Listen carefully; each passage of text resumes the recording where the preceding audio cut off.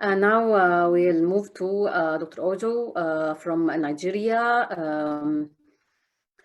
from Ladakh University of Technology. His talk will be about design and of multi-epitope peptide for diagnosis of Loa infection using a bioinformatics approach. Yeah, good afternoon. Now you can hear. Good afternoon. Good afternoon. Yeah, my name is Ojo Taiwo from Nigeria, and one of the team member from Elite Biology Institute. So I want to start sharing my screen now.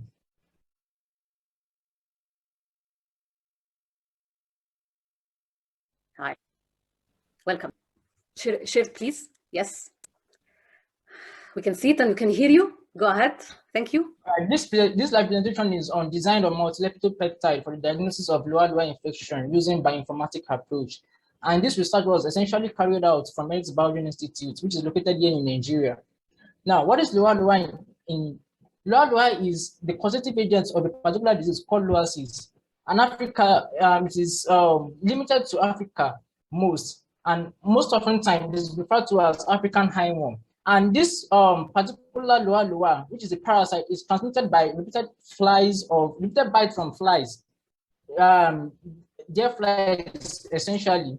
Then two important vectors are noted, which are Cryptosome demeter and Cryptosome lysis. Now, after the repeated flies of this particular parasite, what are the common symptoms that will be noticed? Number one is the swelling of the eyelids, then subconjunctival mention of the arrow tone, proteinuria, arthritis, and meningoencephalitis. Now, the last three symptoms are been researched and justified that there are complications that are thought to be due to inflammatory reaction of this microfibril antigen of Loa. Now, during the course of this research, we were able to understand the epidemiology of Loa, and geographically, it is limited to about 10 countries in the Western Africa. Now, these 10 countries include the Angola, Cameroon, Central African Republic, Chad, Democratic Republic of Congo, Equatorial Guinea, Gabon, Nigeria, Republic of Congo, and Sudan.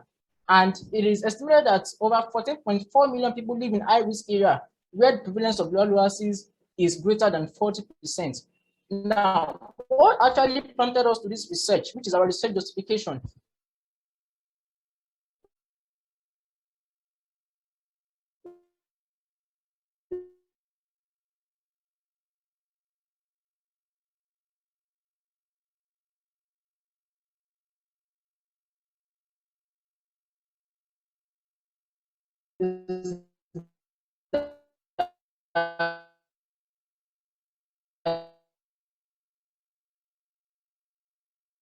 The scarcity of convenience, and African countries are suffering from low power outage. Now, the use of microscopy in African countries to detect loasis be very, very inefficient to use. And then the cost of supply of this microscope are very, very high.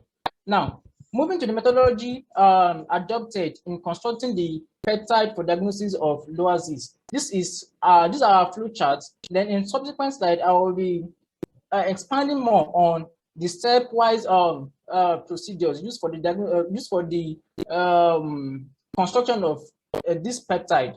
Now, the first step we undertook is the retrieval of genes from National Center for Biotechnology Information. Then we predicted the antigenicity of the retrieved genes. Now, the purpose of predicting the antigenicity of the Loa genes is that we want to test whether the genes are antigenic or not, if they will be able to detect the antibody of Loa present in an infected patient. Then after that, we selected the favorable genes. That means the favorable genes are genes that pass the antigenicity score. And like this bacterial server, it has its own threshold, and the threshold used for this research is 0.5 using the parasite model. Then after that, we predicted the transmembrane and signal peptide using the CM, HMM, and signal P server respectively. Then those peptides that passed all the previous prediction were actually analyzed for their B cell epitope using the ABC thread and epitope server. And after that, the highest scored B cell epitopes were linked with a flexible linker, which is the GGSSGG linker. Then after that, we performed the reverse translation and codon optimization using the MBOS server. The purpose of this is to know the high value, the codon adaptation index, and the CG content or CG percentage. Now, we move to the physical chemical properties and secondary together with tertiary structure of the predicted construct param, subman, and ITASA respectively. Then the predicted tertiary structure was then subjected to further bioinformatics analysis. And the purpose of undergoing this particular step is to check the viability of our construct and to check their efficiency. And we use the processor web and Ramakandam plot server to determine this. Then to our results. Actually, from the first step where we retrieved the genes for lower, 44 genes were actually retrieved, but during the test of screening and other predictions, only 6 genes were able to pass the antigenicity score with threshold greater than 0.5. Then after that, the transmembrane analysis of the genes showed that the sequences that were retrieved as both inside, outside, and transmembrane helix position. Then the signal peptide result also ranges from 0.1 to 0.9. Then, out of all this prediction, only 18 epitopes were found to be in consent, and they were used for in silico linking and prediction of the B cell epitope, and they were connected with the flexible linker. Now, as I said the other time, that we performed the CG ratio percentage and the codon adaptation index. Then our results were 0.90 and 68.39 respectively before adaptation, then 0.95 and 69.78 respectively after adaptation. Then the secondary structure of the prediction also gave the alpha helix, beta, turn, extended strand, and random curve. Then this tertiary structure, which is the 3D conformer of our constructs, was predicted by a server which is known as ITASA. ITASA gave 5 model scores for our construct, and after these are the results of the models. We have the model 1 with C-score of -1.65, model 2 with C-score of -2.35, and so on like that.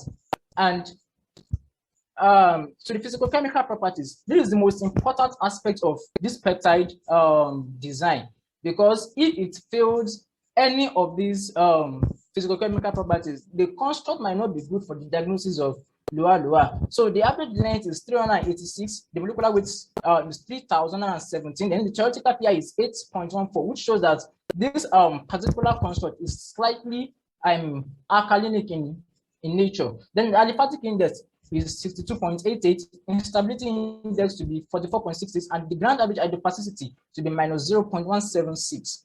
Now, to my discussion. Now, the aliphatic index as predicted by the physical-chemical properties prediction gave 62.88. Now, these results show that our construct is thermostable and it can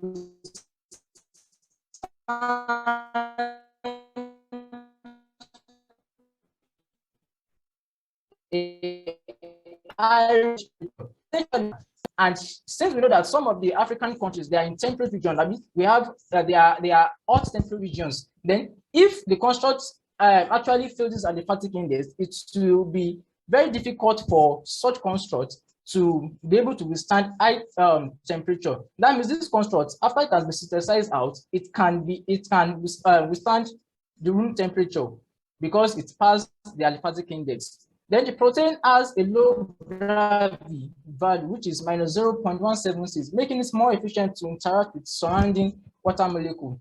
Then Ramakandam plus server, which was used to analyze selected models, was that the used for in favorable region, or the favorable region. Then the values all as by the -1.63. So this shows that this particular model 1 and model 3 will be very, very efficient, and they have been studied and well understood that they'll be good for the construct of diagnostic kits. Then the z-score value for the model predicted -2.42, which is the final prediction, which help us to understand that the model is very reliable. Then in conclusion, this study aimed to obtain the bioinformatic characteristics of Bill cell's epitope for 6 peptide analyze and to analyze its sensitivity. Now, the result of our secondary structure prediction also showed that there are essential epitopes in the sequences of Lua. Then, after our predictions, we're able to know that our construct has a theoretical basis for investigating its antigenicity and provides a means of constructing a rapid diagnostic test kit for Loasis infection.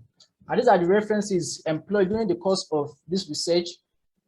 Then to my acknowledgements, I want to strongly appreciate the efforts of Dr. Kolawole Oladipo, who is the founder and the principal investigator of Elix Biogene Institute, and also all the research member of Loa. Then finally, my appreciation will be incomplete without appreciating the BSI team for this great opportunity given to me. Thank you for listening. Thank you.